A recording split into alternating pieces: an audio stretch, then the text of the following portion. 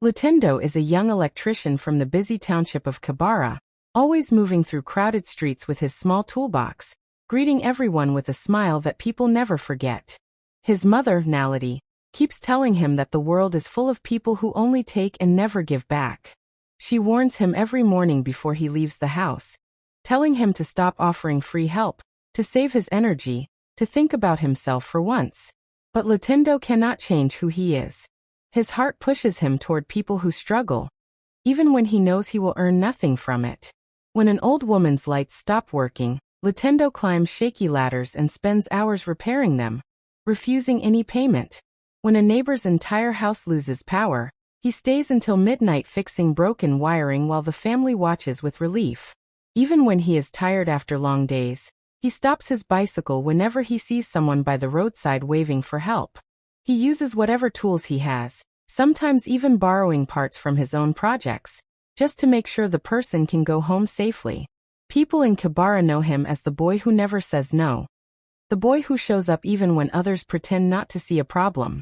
Kids run to him when something breaks, mothers call out his name from their windows, and strangers trust him because of how gently he speaks. And although Nality shakes her head each time he walks out with his toolbox, she secretly watches from the doorway, seeing how people brighten up the moment they spot him. Lutendo's kindness spreads quietly, traveling from street to street like a story people love sharing. Everyone in Kibara feels safer knowing he is around, because he brings hope without expecting anything in return. He repairs homes, but he also fixes the worry in people's hearts. And even though he hears his mother's warnings in the back of his mind, he continues doing what feels right, believing that helping others will always matter. His days are long, his clothes always covered in dust, yet he keeps moving with the same energy.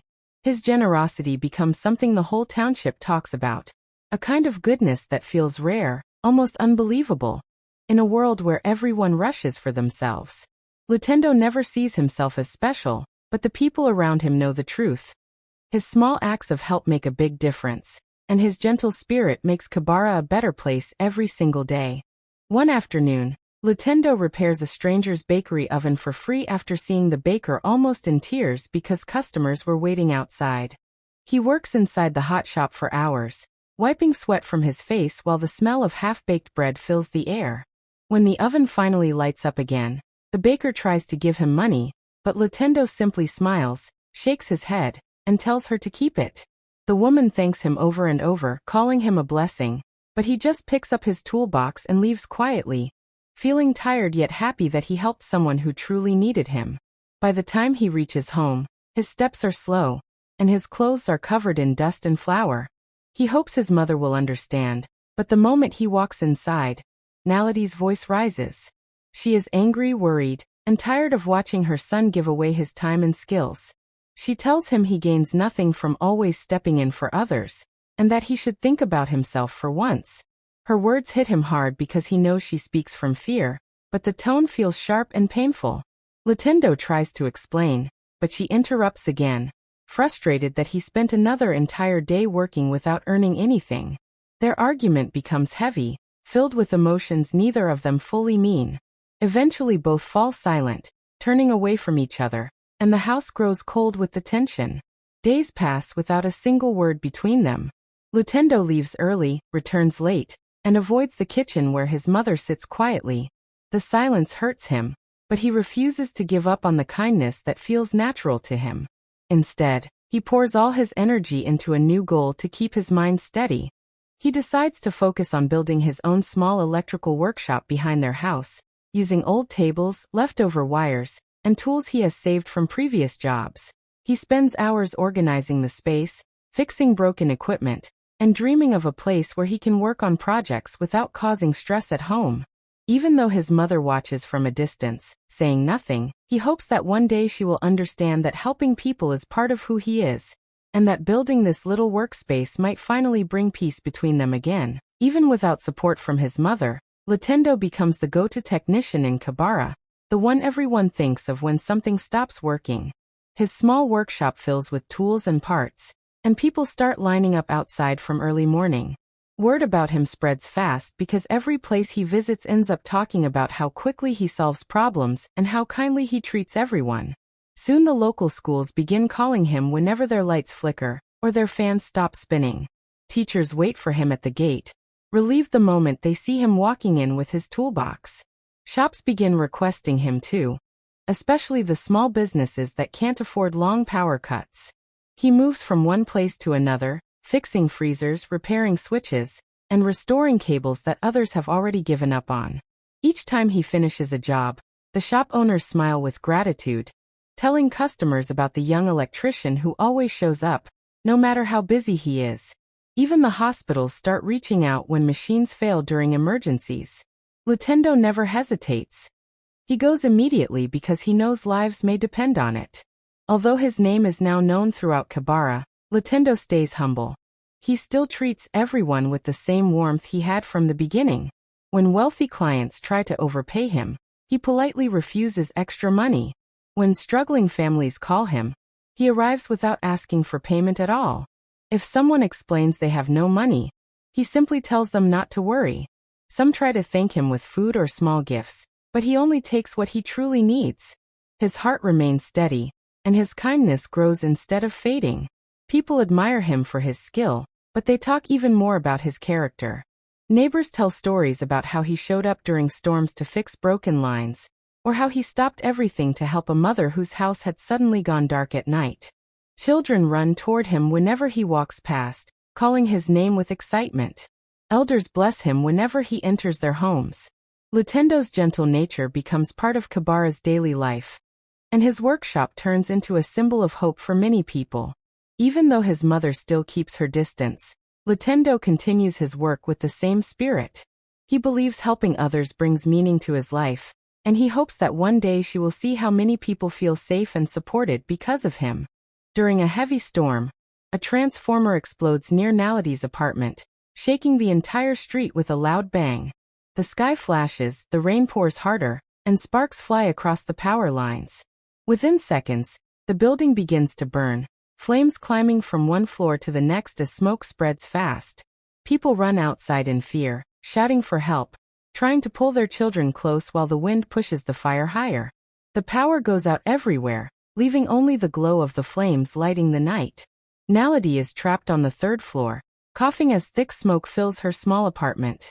She tries to reach the door, but the hallway is already covered in dark fumes that sting her eyes and make it hard to breathe. She calls out for help, but her voice is weak under the roaring storm. She moves back toward the window, struggling to stay conscious as heat rises around her. She realizes she cannot climb down, and cannot break through the heavy smoke. Fear grips her heart as she pounds on the window, praying someone will look up and see her. Outside, the neighborhood stands helpless. People try to throw water from buckets, but the fire is too strong. Others wave their hands and shout, searching for firefighters, but none are close by. The roads are flooded, and the emergency trucks cannot reach the area quickly. Neighbors cry out, pointing toward the third floor where Nality's shadow appears faintly behind the smoke. Some try to climb the stairs, but the heat pushes them back. No one knows what to do, and the storm keeps getting worse. The crowd becomes desperate as the flames spread. Children cling to their parents, watching the building burn. Some men try to break the ground floor door, but the fire blocks the way.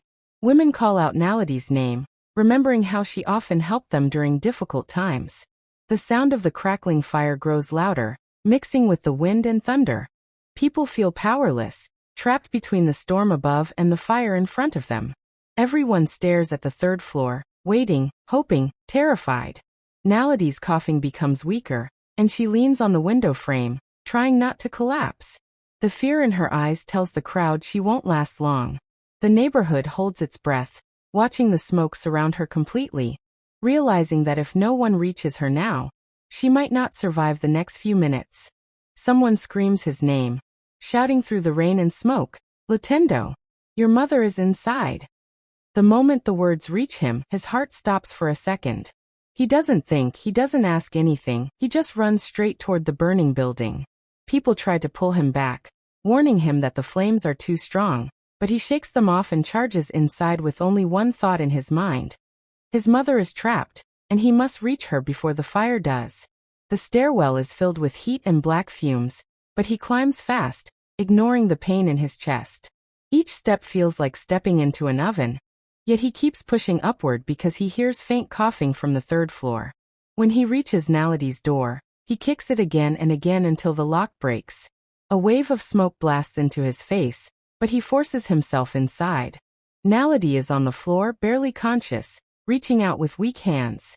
Lutendo grabs her, lifting her with all his strength as pieces of the ceiling fall around them. He shields her with his body, bending over her like a protective wall as he moves back toward the stairwell. Burning wood drops from above, hitting his back, but he doesn't slow down. The steps shake beneath his feet, some already broken, some ready to collapse. Naledi tries to speak, but her voice disappears in the smoke as Lutendo carries her down, step by step, fighting through flames that lick at the railings. Every breath feels like fire inside his lungs, but he refuses to stop.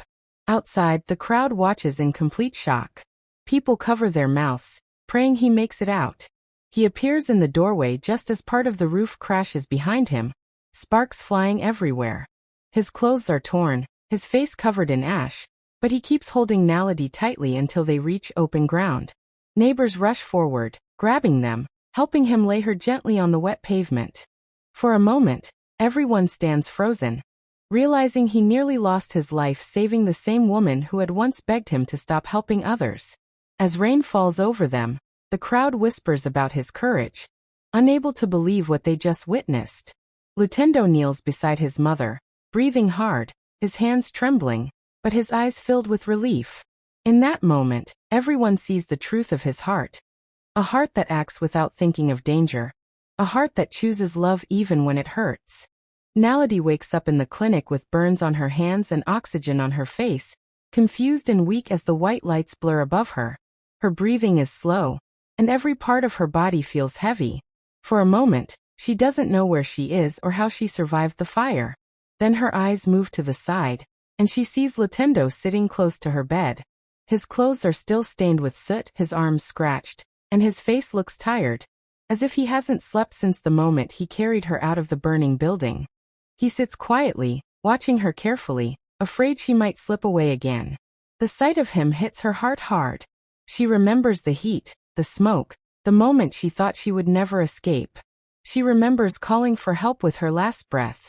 And now seeing her son, the same son she scolded for caring too much, sitting beside her safely, she feels her eyes fill with tears. Naledi reaches for his hand, her voice trembling as she starts to cry openly. The emotions she held inside for years pour out all at once. She tells him she spent so long warning him, trying to stop him from giving too much of himself. She admits she believed helping others would only break him or leave him with nothing. But now, after he risked everything to save her, she understands she was wrong. She whispers through her tears that she is grateful he didn't listen to her, grateful he followed the kindness inside him, grateful he didn't hesitate even when the fire was swallowing the building. Her words come slowly, but they carry more truth and love than anything she ever said before. Lutendo squeezes her hand gently, telling her she doesn't need to apologize, that he did what any son would do. But Naledi shakes her head, because she knows not everyone would run into flames without thinking twice.